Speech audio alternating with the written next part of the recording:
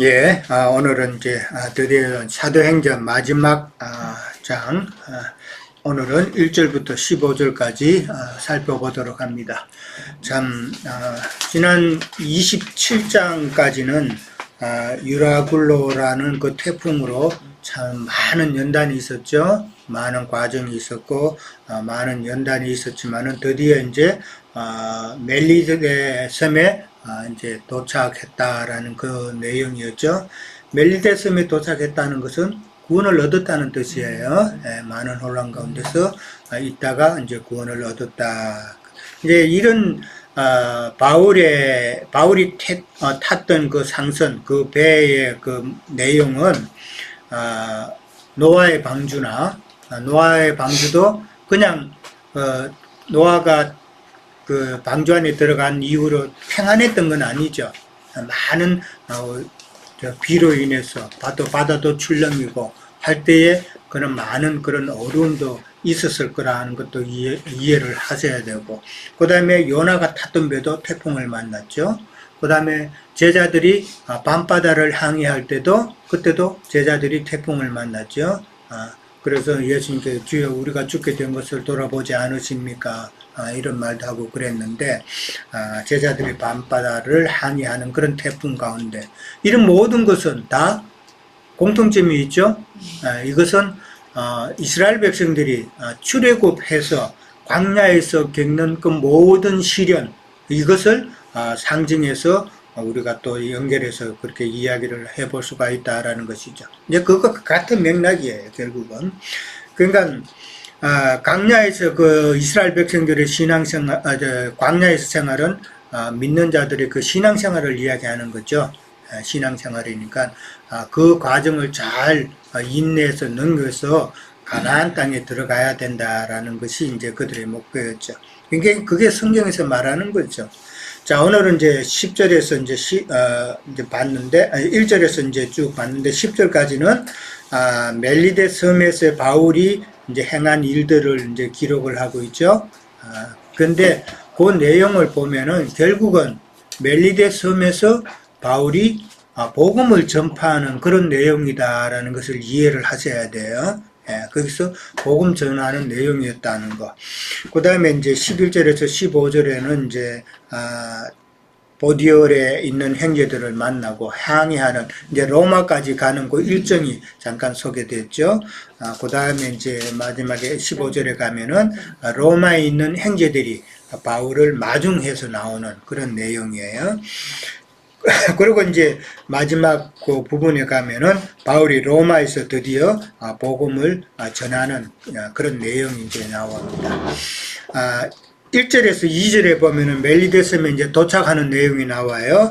비가 오고 날이 차다고 그랬어요. 그럴 때에 원주민들이 특별한 동정으로 불을 피워서 우리를 영접했다라고 나옵니다. 자, 여기서 멜리데 섬의 원주민을 어떻게 우리는 이해를 해야 될까 한번 생각해 보셨어요? 그냥 섬에 사는 원주민으로만 생각하면은 너무 한시적이죠. 그들은 바울의 복음의 대상이다라는 것을 먼저 이해를 해야 돼요. 원주민으로만 생각하지 말고 바울이 복음을 전할 대상이었다라는 것을 생각을 해야 된다라는 것이죠. 그래서 저는 이제 여기서 멜리데 섬의 원주민들이 참 특별한 동정으로 좀 어려움에 처한 사람들을 갖다가 잘 영접했다라는 그런 의미잖아요. 이런 모습은 오늘날 세상 교회에서 참 잘하죠. 그들은 구제도 하고 여러 가지 선교도 하고 참 세상 교회에서 참 잘하는데, 그러나 그들은 오늘 성경 9절에 보면은 많은 병들었다는 표현이 나오죠. 보볼리오의 부친도 병들었고, 그 다음에 그 섬에 사는 원주민들 많은 사람이 병든 자다라는 것을 생각해 보면은 이 멜리데 섬의 원주민을 어떤 식으로 우리는 연결해야 되는가 감이 오죠. 그렇게 연결을 해서 이해를 해야 된다라는 것이. 자, 3절하고 4절에 가면은 이제 바울이 나무 묶음을 이제 불에 넣으려고 그럴 때에 뭐가 나왔다고요? 독사가 나왔죠.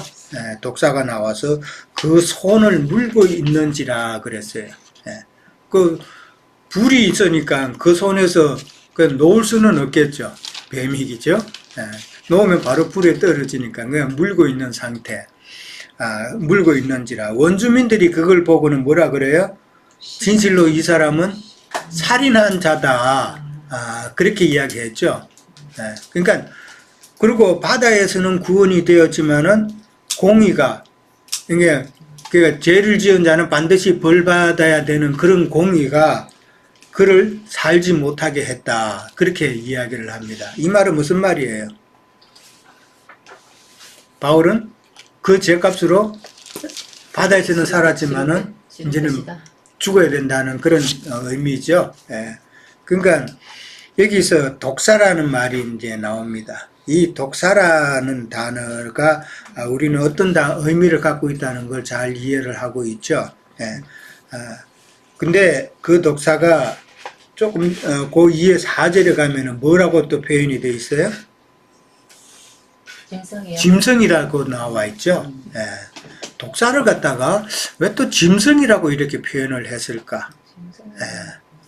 짐승이라는 것은 성경에서 무엇을 의미한다고 그랬어요? 짐승, 악한 짐승. 깨닫지 못한 자는 짐승. 덜짐승. 그렇죠. 덜짐승. 이런 뭐 이리떼와 같은 덜짐승, 깨닫지 못하는 어리석은 짐승. 물론 이제 집짐승도 있지만은 여기서 말하는 짐승이라는 것은 덜짐승이겠죠. 그러니까 이건 이리떼를 상징하는 그런 짐승이다. 그러니까 이리떼는 성경에서는 거짓 선지자들을 이야기하고 있죠. 그렇게 이해를 해야 된다는 것이죠. 그 다음에 이제 1번 문제로 갑니다. 자, 뱀의 독은 성경에서 무엇을 이야기하고 있으며 그 다음에 바울이 뱀에 물렸지만은 아무런 해함이 없었다라고 그렇게 나오는데 이거에 대해서 우리가 오늘 좀 많이 나누어야 될 것 같아요. 뱀에 대해서, 독사에 대해서. 독사에 물렸지만은 죽지 않고 멀쩡했다라는 이런 것을 우리는 어떻게 이해를 해야 되는가. 자, 독사에 대해서, 독사의 독에 대해서, 그 다음에 아무런 해함이 없었다는 그런 내용에 대해서, 자, 누가 먼저 한번 대답해 보시겠어요? 지금 준호 형제님이 하셔야 되겠네? 네, 사회자님께서 바쁘신 것 같아서. 네. 일단, 독사에 대해서는 이제 잘 이해하고 있죠. 성경에서 우리가 이제 뱀이 무엇을 상징하는지, 바로 이제 사탄을 상징을 하는데, 특히 이제 그 신약에서 세례 요한이 세례를 줄 때, 서기관과 바리새인이 이제 찾아왔을 때 했던 말이 이제 생각이 나죠. 독사의 자식들이라고 부르면서. 근데, 또 예수님께서도 그들에게 너희들의 아비는 사탄이다 라고 했으니까 이제 그런 걸로 이렇게 종합해서 판단을 해도 당연히 이제 독사가 사탄을 표현한다는 걸 알 수 있는데, 그렇다면 도대체 이제 독사의 독이 무엇일까? 창세기에서 처음에 이제 뱀이 나오잖아요. 그한 뱀. 근데 그 뱀이 이 하와를 말로써 꿰죠. 그래서 그 말을 잘 보면 되게 하나님께서 아담에게 하셨던 말과 비슷하지만 사실은 다르고, 그리고 더 결정적으로는 그 하나님이 아담과 하와를 향해서 계획하셨던 것을 굉장히 오해하게 비틀어서 말을 하죠. 즉 원래 진짜 하나님의 뜻을 뒤집어서 비틀어서 우리를 타락하게 만드는, 잘못 이해하게 만드는 이제 그런 말을 하는데, 그래서 이제 독사의 독이라는 말은 상징적으로 보면 이렇게 원래 진리를 비틀어서 잘못 말하는 것을 독이라고도 표현을 할 수 있겠다 싶어요. 또 시편에서도 그렇고 로마서 우리가 예전에 했을 때도 그들의 입술에 독이 있다, 그 혀가 거짓을 말하고 독이 있다라는 표현을 쓰시는 걸 보면 비진리를 이제 독이라고 독사의 독이라고 말씀을 이제 할 수 있겠고요. 그다음에 지금 현재 상황에서 사도 바울이 그러니까 독사에게 물렸었는데 아무런 이제 그 해를 받지 않는 그런 모양이 나오는 걸 보면 사실은 이제 누가복음에서 예수님께서 그 70인 제자를 이제 파송을 하시고 돌아왔을 때 하셨던 말을 좀 생각하게 하잖아요. 그래서 예수님께서 굉장히 기뻐하시면서 제자들이 막 당신의 이름으로 우리가 귀신도 쫓았다고 하니까 정말 사탄이 하늘에서 번개처럼 떨어지는 것 같다 하시면서 뱀과 전갈이 너희를 해할 수가 없다고 너희들이 그를 다 이길 수 있는 권세를 받았다. 그 말씀을 하시는 건 사실 이들이 그렇게 하나님의 말씀을 오해하도록 잘못 가르치고 그렇게 우리를 속이려 하지만 우리가 그 이제 진리가 아닌 것을 진리로 대적해서 싸울 수 있는 그런 능력을 깨달음을 얻었다는 것을 이제 표현을 하시고 또 여기서도 결국은 사탄이 이제 바울이 지금 멜기세섬의 사람들에게 복음을 전하는 것을 막고자 그렇게 비진리로 그들을 공격하였지만 결국은 당연히 진리가 이기는 그런 모습을 이제 상징적으로 본다고도 생각할 수 있겠습니다. 여기서 마치겠습니다. 예, 간단하게 그냥 요점만 잘 말씀해 주셨네. 예, 자, 또 우리 다른 지체분들 혹시 말씀하실 거 있어요? 없어요? 비슷한 것 같은데. 답, 준우 형제님이 정답이에요? 또 다른 각도에서 볼 수 있는 거 없어요? 저는 아무 뱀의 독은 형제님 잘 말씀해 주셨고 아무 해함이 없은 거는 그 전적으로 하나님의 그 보호하신가 능력을 볼 수 있고요. 그렇게 아무 해함이 없을 하나님의 보호하신가 하는 능력이 있다. 또 다른 분. 또 뱀의 독이라는 것은 그 아까 뭐 비진리를 말씀하시기도 했지만은 또 모세 율법을 유대인의 율법으로 잘못 오남용하여 가르치는 그 말씀도 뱀의 독이라고 할 수 있고 그 다음에 마태복음 13장에 그 네 밭이 있는데 거기서 세 밭에는 다 이렇게 돌짝밭이나 뭐 가시들 등불이나 뭐 이런 밭에 떨어진 그런 것은 다 어떤 사단이 와서 다 먹는다 했잖아요. 그러니까 그런 온전한 밭이 되지 않은 그런 어떤 것들, 그런 말씀으로 인해서 유혹되는 어떤 것들도 다 뱀의 독이라고 생각이 들고, 그 다음에 작은 누룩, 조그마한 것에 그 누룩 같은 것도 뭐 뱀의 독이라고 얘기할 수 그렇죠. 있겠고, 그 다음에 해함이 없다는 말은 여기 되게 말씀이 많아요. 누가복음 16장 18절에 보면 뱀을 집어 올리면 무슨 독을 마실지라도 해를 받지 아니하며 병든 사람에게 나은즉 특히 나으리라. 이제 이런 것들을 여기서 이제 이렇게 적용할 수 있는 말인 것 같고. 자, 해함이 없다라는 그 의미를 조금 더 깊게 생각해 본다면은 또 다른 분. 우리 에리카 자매는 어떻게 생각해? 해함이 없다. 그러니까 해한다는 거는 뱀의 독이라는 거는 이미 면역이 되어 있다는.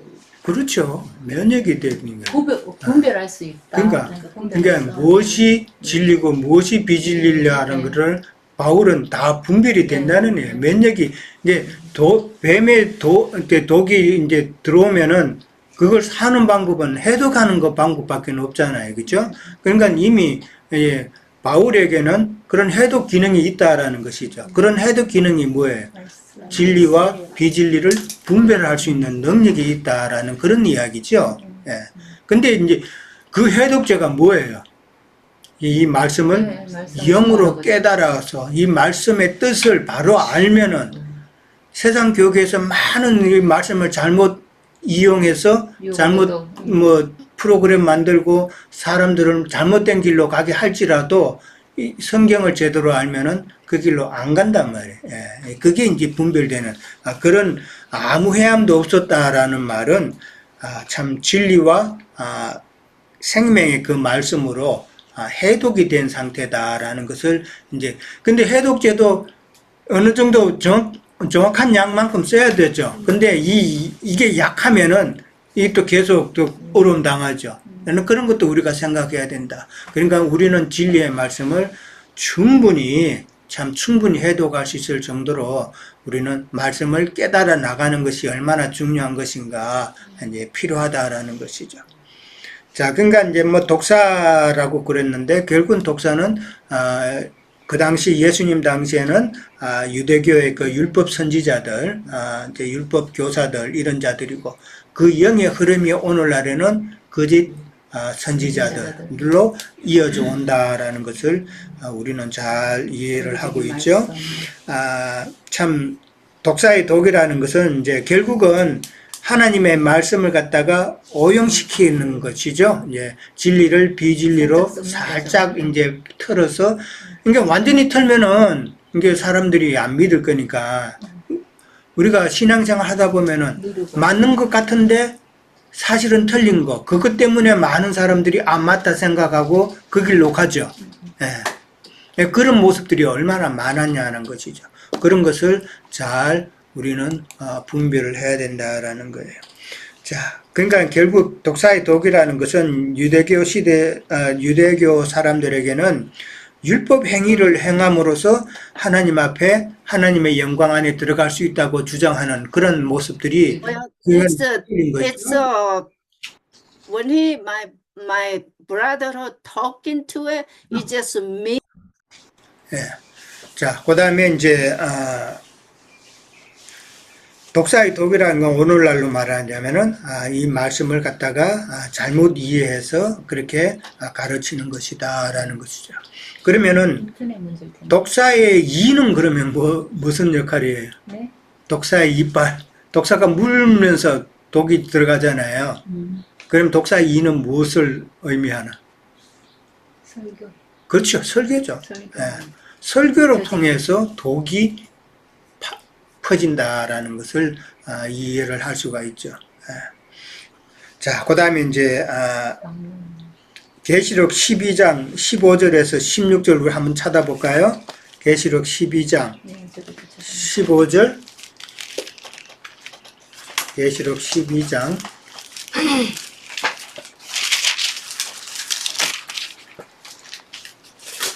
15절 16절 다 찾았어요. 다 같이 읽도록 합니다. 15절 시작. 여자의 뒤에서 뱀이 그 입으로 물을 암같이 토하여 여자를 물에 떠내려가게 하려 하되 땅이 여자를 봐 그 입을 벌려 용의 입에서 토한 강물을 삼켰다라고 그렇게 나옵니다. 예. 자, 여기서 나오는 여자는 교회죠. 근데 일반 교회가 아니죠. 이기는 자들이단 말이에요. 근데 예. 여기에 저기는 뭐예요? 예? 저기 땅이 땅이라는 거는 심령. 심령이죠. 아, 예. 이렇게 그 단단해진 마음. 그 여자의 마음 땅이라는 그게 것이죠. 물을 삼키는 예. 것. 그러니까 마귀가 사탄이 네. 그 교회, 그러니까 여기 여자로는 표현됐지만 교회를 삼키려고, 그러니까 자기의 입에서 나는 그 물이죠. 동물이죠. 동물로 교회를 삼키려고 했지만은 이기는 자의 그 마음 땅이 그것을 능히 다 분별할 수 있는 정도가 되었다는 것이죠. 예, 그래서 그 동물이 다 땅으로 스며들었다라는 말은 결국은 그 교회를 여자를 휩쓸려 가지 못하게 했다라는 그런 의미죠. 그러니까 지금 이 내용이 바울이 뱀에 물렸지만 아무런 해합도 없는 그 내용으로 연결이 되죠. 예. 그거를 잘 이해를 하시기 바랍니다. 자, 세상 교육의 말씀. 뱀에게 물렸지만은 해독되는 그런 내용이 성경에 있죠. 혹시 기억나세요? 저기 뭐야 모세. 예, 그렇죠. 예, 모세가 노뱀을 만들어서 들어 올리는 내용이 있어요. 그걸 우리가 한번 찾아봅니다. 민수기 21장.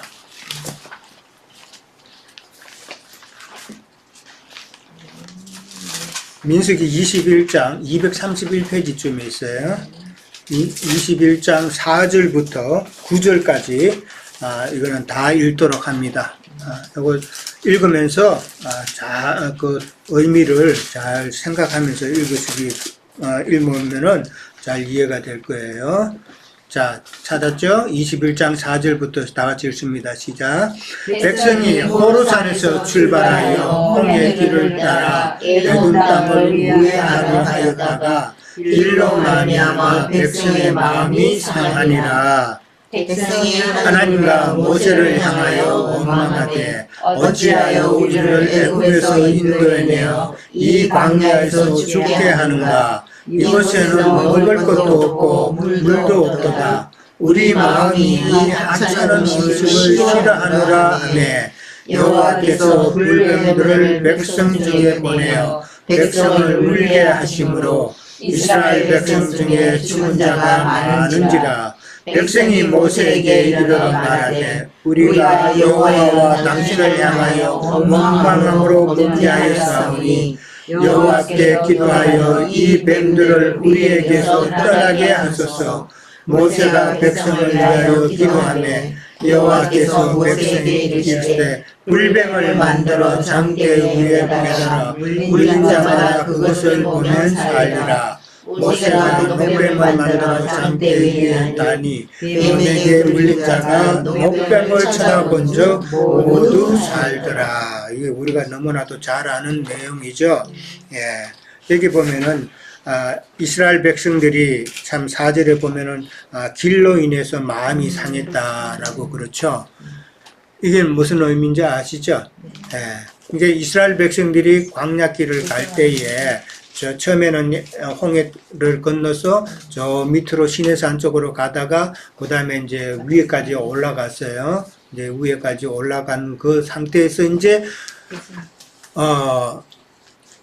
가나안 땅으로 이제 가려고 하면은 지름길이 있었죠. 바로 갈 수 있는 길이 바로 에돔 족속이 있는 사는 그 땅을 건너야 되는 것이죠. 여기 나오면 호르산이라고 나오는데 이제 호르산이라는 게 이제 그 애굽의 에돔 족속의 경계선이라고 보면 돼요. 그러니까 하여간 조금 더 질러서 가면은 그들이 빨리 갈 수 있죠.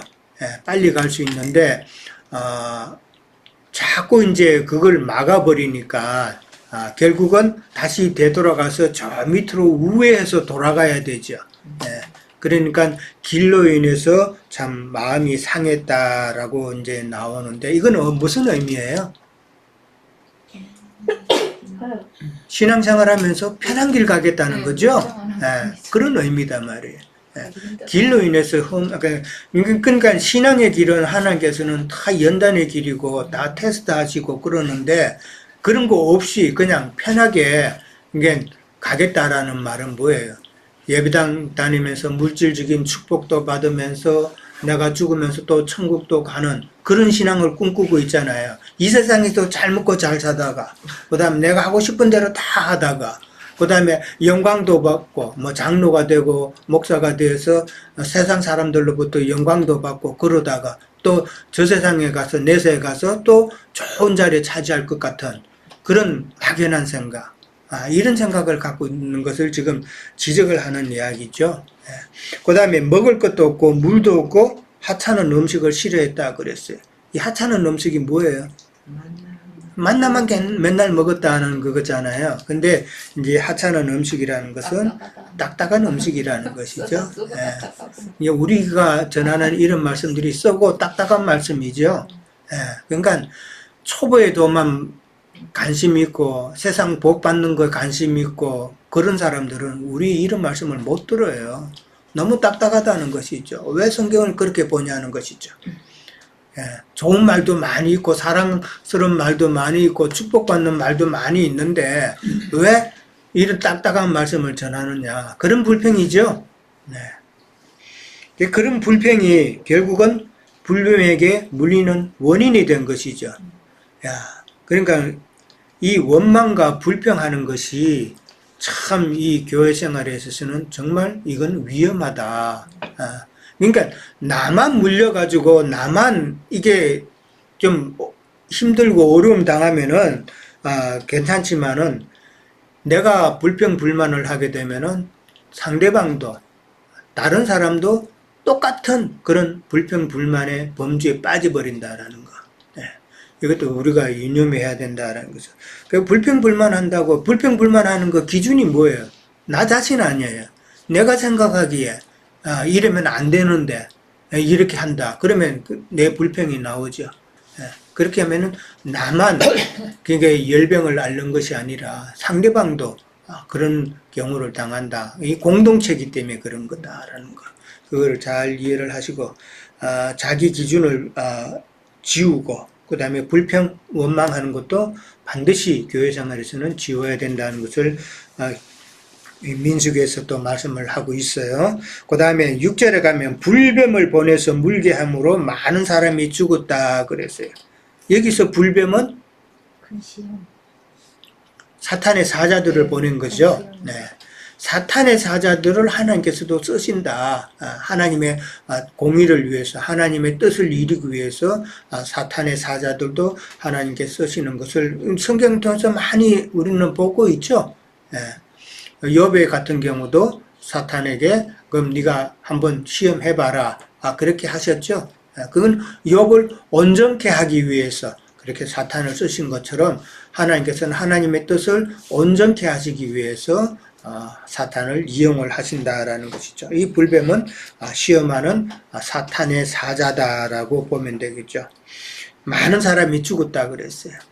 그러니까 결국은 인내하지 못하고 죽은 자들, 광야 생활에서 참 많은 사건들이 있었지만 그 사건들을 통해서 인내하면서 참 끝까지 갔어야 되는데 인내하지 못하고 원망하고 불평함으로 중간에 다 죽는 자들이다라는 것이죠.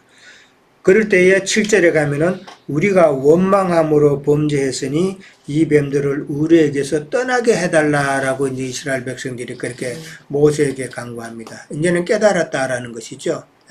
그러니까 욥이 참 자기가 불시험을 당했을 때 이전에는 내가 귀로 하나님을 들었지만은 이제는 내가 눈으로 직접 보나이다라고 고백을 하게 되죠. 그런 모습이 참 내가 교만으로 인해서 내가 안다고 하는 그 욥도 그런 상태잖아요. 그러니까 내가 하나님을 잘 알고 하나님을 잘 믿는다고 하는 그런 상태는 나의 영적 교만의 상태다는 거. 영적 교만의 상태이지만은 그러나 내가 이제 보니까 내가 교만했다. 내가 하나님 앞에 이제 회개한다라는 그런 모습을 보일 때 이스라엘 백성들이 이제 살 길이 이제 열리는 것이죠. 자, 그러니까 우리에게서 떠나게 하소서라는 이런 말은 우리의 영이 참 교만하지 않고 낮아져야 된다라는 것을 이제 우리가 볼 수 있고, 그런 우리의 마음들이 또한 파쇄되는 그런 모습도 필요하다라는 것이죠. 그 결국은 하나님의 손에 만진 바 된다는 의미죠. 하나님의 손에 우리가 만진 바 되면은 우리의 모든 육체에 속한 그런 생각들, 그런 것이 다 파쇄된다라는 것이죠. 자, 8절에 가면은 또 불뱀이 나와요. 6절의 불뱀은 사탄의 사자들을 의미했죠. 여기서 나오는 8절에 나오는 불뱀을 만들어서 장대 위에 매달아서 물린 자가 그것을 보면은 산다 그랬어요. 여기서 불뱀은 그럼 무슨 불뱀이에요? 주님 앞에 대물림을 6절의 불뱀하고 8절의 불뱀을 차이를 우리는 파악을 해야 돼요. 죽는 거와 새 생명과 그렇게 다르. 8절의 불뱀은 새 생명을 얻는 거. 새 생명을 얻는 거? 네. 아니요. 다시. 십자가 사건? 네. 준호 형제님. 십자가 사건. 우리 예, 저기 8절에 나오는 이제 불뱀을 만들어서 장대 위에 매달은 이 사건은 사실 예수님께서 인자가 모세가 광야에서 물병을 든 것까지 든다라고 했던 그 구절이랑 같이 상응하는 것으로 저는 그렇게 이해를 하고 있습니다. 이게 우리가 여기서 불뱀에 대해서 딱 나오니까 좀 무슨 단어 때문에 이게 금방 정리가 안 되냐면은 뱀이라는 단어 때문에. 그러면은 불뱀은 그 뱀이 이게 십자가의 예수님이다. 이게 매치가 잘 안 되죠. 어떻게 예수님이 뱀이 될 수 있어? 이런 생각 가지잖아요. 죄로 말미암아 근데 들어가셨잖아요. 그건 죄가 영적인 되어서. 것을 의미하기 때문에. 자, 그러니까 이 뱀이라는 그 의미가 어떤 의미로 여기서는 이제 우리는 이해해야 되냐 하면은 예수님이 뱀으로 표현됐다라는 것은 인자 예수님이 육신의 모양으로 오셨다는 의미다 말이에요. 예. 이해됐어요? 네. 인자 예수님께서 육신의 모양으로 이 땅에 오셨기 때문에 뱀으로 표현이 됐지만은 그러나 그 뱀은 독이 있어요, 없어요? 없어요. 독이 없는 뱀이다라는 말이에요. 그 말은 무슨 말이냐 하면은 예수님께서는 육신의 모양을 입고 오셨지만은 예수님께는 죄가 없다라는 그런 의미다 말이에요. 이해됐어요? 뱀이라는 말은 예수님께서 육신의 모양으로 이 땅에 오셨다는 그런 의미를 가지고 있다. 그러니까 로마서 8장 3절에 보면은 죄 있는 육신의 모양으로 오셨다라고 그렇게 돼 있어요. 그렇게 돼 있고 히브리서 4장 15절에 보면은 예수님께서는 죄가 없으신 분이다라고 또 표현이 돼 있어요.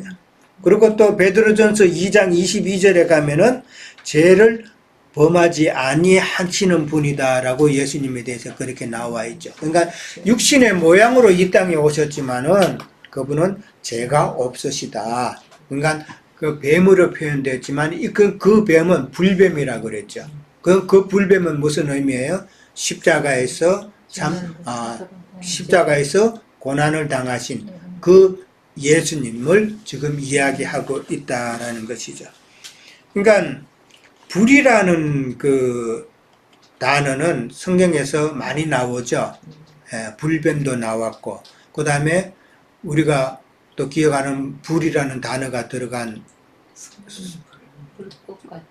불꽃 뭐 그런 것도 있지만 이 불은 고난을 상징하죠. 연단과 고난, 시험을 상징하는데 그 다음에 엘리야의 경우 엘리야가 불말과 불수레를 타고 올라갔다고 그렇게 돼 있죠. 그러니까 이 불말과 불수레를 타고 올라갔다 그러니까 세상 교계에서는 엘리야가 죽지 않고 이게 수레 타고 성천했다 그렇게 오해를 한단 말이에요. 근데 불이라는 의미를 깨닫지 못한 거죠. 불이라는 거는 시험이고 연단이고 심판이단 말이에요. 그러니까 불말과 불수레를 타고 올라갔다는 말은 엘리야가 지금 화형을 당해서 순교했다라는 이야기다 말이에요. 이해됐어요? 엘리야는 순교했다라는 거예요. 자, 그렇게 이해를 하셔야 되고, 그 다음에 또 불이라는 단어, 욥의 아들들에게 불어닥친 그 바람, 광풍은 불바람이죠. 불바람이 불어닥쳤다. 근데 그런 것은 다 이제 연단과 시험을 상징한다. 그러니까 불뱀이라는 것은 참 예수님께서 십자가에 지셔서 참 엄청난 그런 고난, 뜨거운 시험, 불은 뜨겁잖아요. 뜨거운 시험, 십자가의 죽으심을 몸소 당한 그런 인자 예수님을 상징해서 불뱀이다라고 그렇게 한다라는 것이죠. 그것을 보면서 한다는 말이에요. 이 말은 무슨 말이에요? 십자가에 달리신 예수님을 보면서 한다라는 말은 구속을 이룬 인자 예수님을 바라보고 믿음의 길을 인내하면서 가면은 구원을 다 얻는다라는 말이죠. 십자가에서 구속을 이루신 그리스도는 이제는 어떻게 뭘로 오셨어요? 그 영으로 오셨다 그랬죠. 그 영은 어떤 영? 살려주는 영이라고 성경에 그랬죠. 살려주는 영으로 오셨기 때문에 십자가에 못 박히신 그 예수님께서 이제는 영으로 오셔서 우리를 살려주는 영이 되셨다는 그 사실을 믿으면은 우리가 산다라는 그런 내용이죠. 자, 그 다음에 노뱀은 그러니까 노은 심판을 상징하죠. 그러니까 불뱀이라고도 했고 또 노뱀이라고도 그렇게 표현을 했어요. 노뱀은 이제 노은 심판을 상징하는 것이니까 이 말은 모든 죄인들이 지은 죄로 인해서 심판받아야 될 것을 예수님께서 대신 지신다는 그런 의미잖아요. 네, 그런 의미고, 근데 실제로 이 노뱀은 이스라엘 백성들이 가나안 땅에 들어가고 난 다음에 히스기야 왕까지 계속해서 보존이 되었다는 거예요. 녹뱀이 노뱀의 그 행상이 계속 보존이 되었는데, 열왕기하 18장 4절에 한번 볼까요? 열왕기하 18장 4절에 보면은, 열왕기하 18장 4절. 히스기야 왕 때예요. 히스기야가 그가 여러 산당들을 제거하며 주상을 깨뜨리며 아세라 목상을 찍으며 모세가 만들었던 노뱀을 이스라엘 자손이 이때까지 향하여 분향함으로 그것을 부수고 너후스단이라 일컬었더라라는 말이 나오죠. 예. 그러니까 노뱀이 지금 히스기야 왕 때까지 계속해서 유지가 됐다는 것이죠. 보존이 됐다는 것이죠. 근데 그냥 보존이 된 게 아니라 뭐를 했다는 거예요, 지금. 그러니까 그 노뱀을 갖다가 좀 이거를 갖다가 참 숭배의 대상이 되게 되었다라는 말이죠. 그러니까 히스기야는 선한 왕이죠. 하나님 앞에 선한 왕이다 말이에요. 모든 그 우상을 깨트린 그런 왕이죠. 근데 이 노뱀까지도 깨트렸다라는 말은 이 노뱀이 숭배의 대상이 되었다는 말이에요. 그러니까 히스기야가 깨버린 거예요. 이 말은 무슨 말이에요, 지금? 지금 뭐 교회 십자가. 그렇죠. 우상이 십자가가 지금 우상이 돼 있죠. 교회마다 다 교회마다 진짜 앞에 십자가 없는 게 없죠. 네. 십자가 표시하면 다 교회라는 거 돼 있죠. 그거를 지금 말하고 있다라는 것이죠. 주님은 없고 그거고 또 한 가지 더 나아가서는 십자가의 초보의 도만 자꾸 가르친단 말이에요. 더 나아가는 말씀은 없고 십자가의 초보의 도만 계속해서 예배하고 그것만 다 된 것으로 하고 그 다음에 엉뚱하게 열심 내고 헌금 많이 하고 선교 많이 가고 이런 것으로 지금 오해하고 있는 그런 모습이다. 이제 이 노뱀을 숭상한다는 의미를 우리는 잘 그렇게 이해를 하기 바랍니다. 자, 그 다음에 노뱀을 만들어 쳐다보는 자는 다 살더라 그랬습니다. 참 쳐다보는 자는 어떤 자간을 설명을 했어요. 그들은 다 사는 자다라고 그렇게 표현을 했습니다. 자, 첫째 시간 여기까지만 하겠습니다. 잠깐 쉬었다 갈게요.